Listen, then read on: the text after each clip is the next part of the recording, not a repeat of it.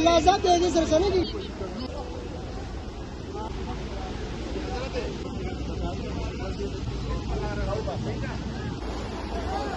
آخري غونډه کې سیلاب راغلی دی، خلکو له تباهي وکړې، مکمل هر څه یې تباه کړو. په بنګلادیش کې په دې کې دویم چت د خلکو کورونو اوبه رسېدلي دي، کورونه یې پکې ویوړلو، خلکو سامان، دوکانونه، کورونه، هر شی، هېڅ شی هم د چا بچ نه دی پاتې شوی.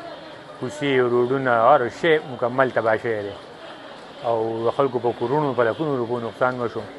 او د صفایۍ او د دې خو بس پته نه لګي چې کله به دا خلک ځای له راځي او خدای دې نور خیر کړي. خو بس قهري غونډه کې په دې تاریخ کې دومره چاته اوبه نه دي راغلي دلته، نه دې سیلاب چاته راغلی دی په اولني ځل باندې چې دغه وشو ده.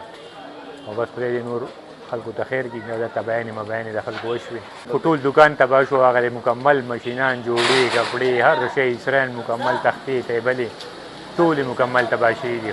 هر څه ختم مکمل، هېڅ هم روغ نشته په دکان کې.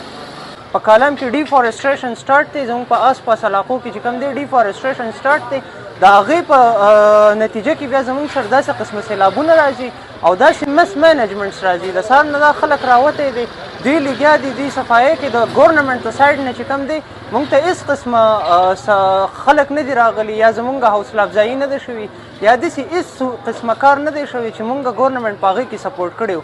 زموږ خلک بس صرف په 804 قیدي پسې ورپسې دي چې هغه موږ آزاد کړو، دا پاکستان به ټیک شي. حالانکې د هغه کومه مافیا چې ناسته ده، دوی ناستې دي، ډیفارسټریشن شروع کړی دی، د هغې په نتیجه کې نن زموږ سره دا سیلابونه راځي. نو یوازې 804 نه دی چې موږ هغه آزاد کړو، زموږ په لوکل سوسایټي باندې چې کوم دی په هغې باندې ډېر غټ اثر پرې باسي د دې خبرو د لاسه.